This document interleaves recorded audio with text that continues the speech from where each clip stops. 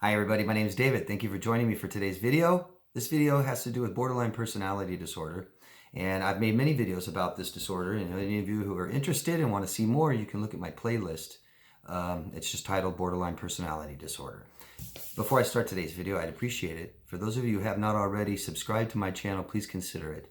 I put a lot of time and work into this. I don't get paid for this. I'm just trying to supply information for those of you who are suffering, and maybe I'm hoping that this information reaches the people who need it and point them into the direction, into the help that they need.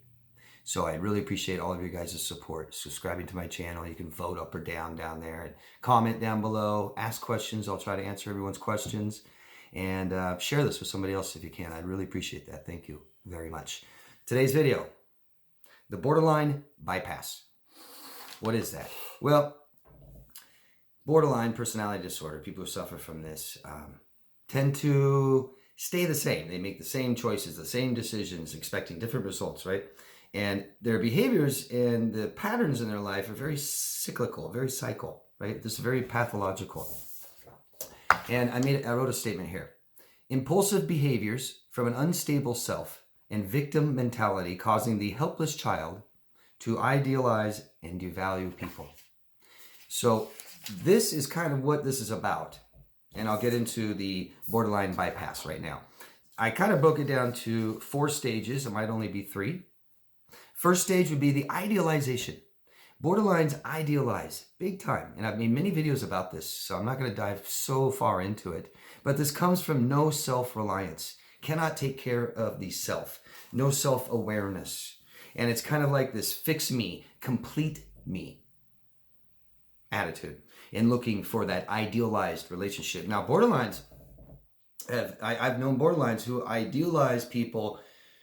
I mean, and I'm not just talking about a partner that they met. They'll idealize this is somebody who has, they're an adult having a crush on a singer to the point where they go contact them, things like this. They'll idealize and want to have a relationship. Maybe, and there's no boundaries and no one's off limits. So maybe their teacher, their therapist, their boss, their president of the company, and you're on the very bottom level and they don't even know who you are. Famous people, things like this, okay? Major idealization. And so the second part is idealized expectations are not met, right? Idealized is a overwhelming sense of a person that really isn't reality. We're talking idealization because we all tend to idealize a little bit, I think.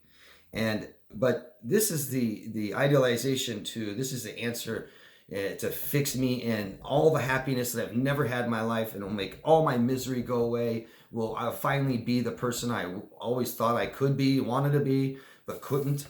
So it's unrealistic. And so it may not take long before the devalue comes from a borderline. It could be 6 months. It could be 1.5 years, typical. Okay. If not right away, if not within weeks, days, I've seen it. I've met a borderline years ago. I love sharing my stories, but within a week I was idealized and devalued quickly. And she wanted to get married, the whole bit. And then I did, a few days later, it's just Jesus, and nothing happened. I didn't do anything. I didn't change. So the idealized expectations from the borderline are not met, never can be met. And it's instant devalue. You have no value to me now. And it's victim mentality. So number 3 is grass is always greener on the other side. I'll say a borderline will give you a hug and tell you how much they love you and look over your shoulder to your friends, to your neighbor's yard. Oh, that looks better over there. That looks better. Everything's always better over there because the relationships are not fulfilled ever. You have this overwhelming fear of abandonment by borderlines that they're led by, ruled by, can be. And you cannot make them secure enough in a relationship. So when needs aren't met in a relationship, which they cannot be, they won't meet yours, and you'll never, ever be able to meet theirs. Okay? You'll never be able to make them feel secure enough. You'll never get a true emotional connection with a borderline because they don't even know who they are. Okay? So the grass is always greener on the other side. Just perfect quote for a borderline. No boundaries, no one off limits. They may have always wanted your friends, your family, your coworkers, your boss. and they settle for you, next best thing, because that's something borderlines love to do. They don't mind. They don't mind. And it's all on the preface, you abuse them. So they will go to your best friend. They will go to your father. Seen it more than once. And they will, it's all about, I'm the victim. You know, this person, you hurt them so much, or so nasty, so awful. And they might just, they're so delusional, they might bring up things that people have done to them in the past and say, you did it. You've known them for, like I said, a week, month. Okay, and you've done none of these things, and they're so delusional, they will do it. They'll do it. They're the believable victim. But the new person, same thing, right? Idealized expectations aren't met, no emotional needs are met, and they devalue. And I call the fourth stage, instead of idealize, devalue, I flip it. Devalue, idealize. Now they devalue who they idealized, and now they idealize who they devalued. Just flip-flop. And I go right back to you. And this, and borderlines are infamous for never ending the relationship too. So they have this person that they'll say, you know, we broke up and you don't remember breaking up, and they ran off and we were someone else, and then they came back and they're like, oh no, that didn't work out. No, I'm back with you. And yet they're still talking to them. Well, we're still friends now. Things like this. I mean, it's just, oh, they drive you crazy. It's like a baby. It's like a baby in a room who, you know, kind of understand parents, you know, gives me what I need, but oh man, there's all these other people in the room, and I might get more from this person. This person's exciting. This person's neat, and it's total instability. I don't know who I am. Everything, you know, and you see instability come out and surface in the worst ways. In job, I can't hold a job and quit my job and get fired, even if I just quit all the time. Move a lot. I'll move here, move there. I don't like this house. I don't like this place. The city's so bad, and blah, blah, blah. Or relationships, on and off. Like a dog. A lot of you guys know my dog, Danny, little Chihuahua I have. She likes to play little games sometimes. When I have company come over, she could have just met them. And then all of a sudden she lays on their lap and she goes, I love them more than you. But you know, all of this comes to the instability of the borderline. Can't grow, maintain relationships.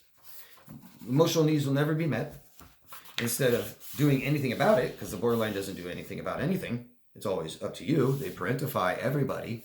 And so you're, you know, mom and dad, your dad or your mom, you're not giving me what I need. I'll go somewhere else and get it, because that's what children do.